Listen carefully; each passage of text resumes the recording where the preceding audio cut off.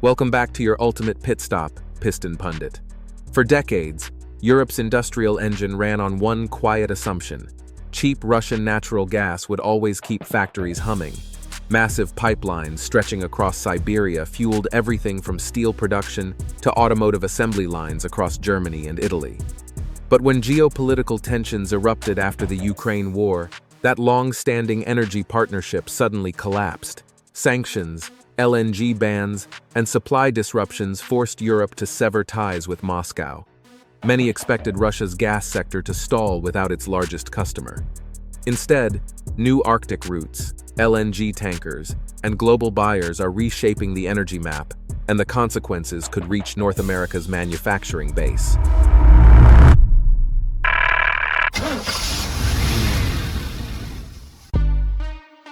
Sanctions Shockwave.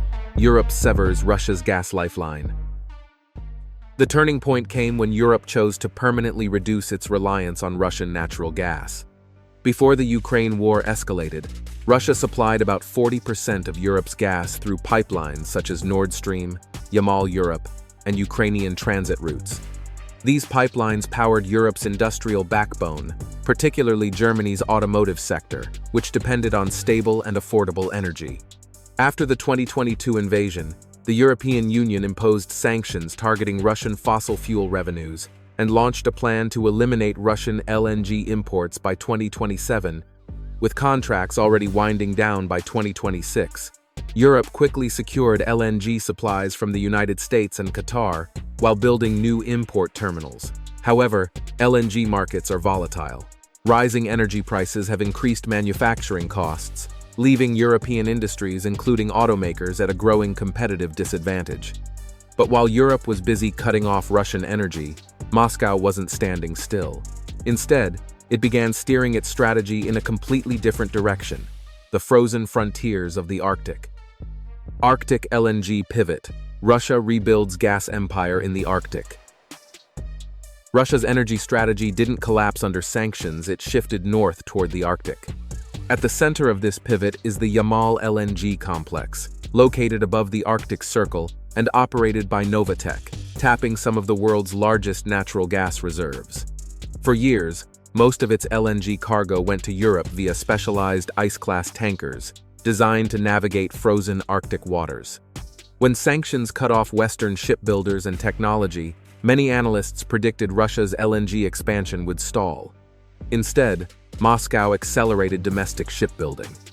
In late 2025, Russia launched its first locally built Arc-7 LNG tanker, the Alexei Kosygin, capable of breaking through thick Arctic ice. With more vessels planned, the Arctic has become Russia's new export gateway, allowing gas shipments to reach buyers far beyond Europe. Before we delve deeper, do us a quick favor: smash that like button and subscribe to the channel.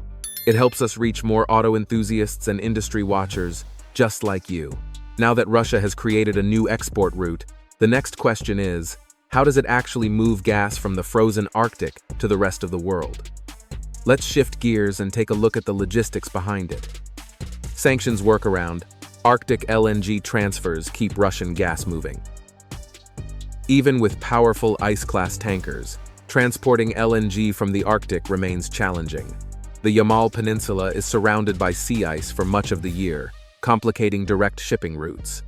Russia's workaround is ship-to-ship LNG transfers. Ice-class carriers first move gas from Arctic terminals to transfer zones in open waters. There, the LNG cargo is transferred to conventional tankers that continue the journey to global markets. While this system is slower and more costly than traditional routes, it allows Russian exports to continue despite sanctions. By increasing voyages and refining transfer operations, Russia has maintained strong LNG shipments. With Europe stepping away, these cargoes are increasingly targeting buyers in Asia, the Middle East, and potentially the Americas. And that's where the story begins to intersect with North America, because one country in particular could find itself at the center of this shifting energy map. Mexico's energy gamble, diversifying beyond U.S. gas dependence. This is where the story connects to North America's industrial landscape. Mexico has become a major manufacturing hub, especially for the automotive sector.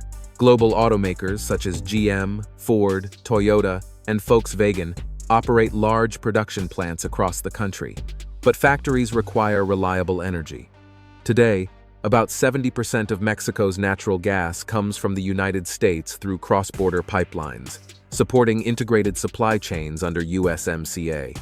However, reliance on a single supplier creates vulnerability. Any geopolitical tension, trade dispute, or pipeline disruption could threaten factory operations.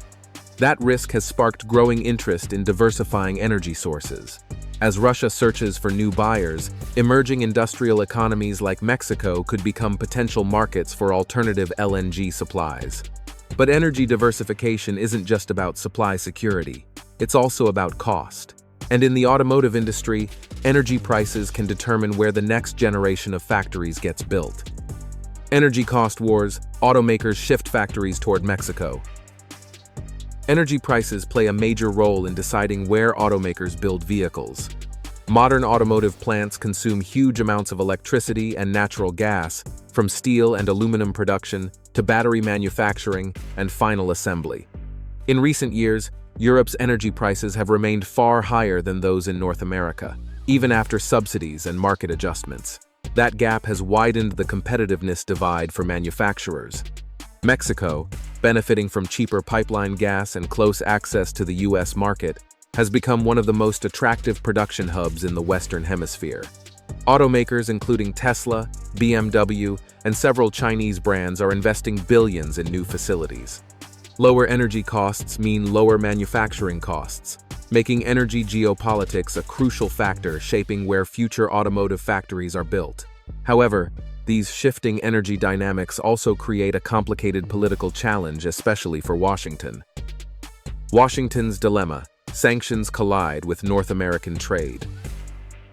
As global energy markets shift, the United States faces a delicate balancing act.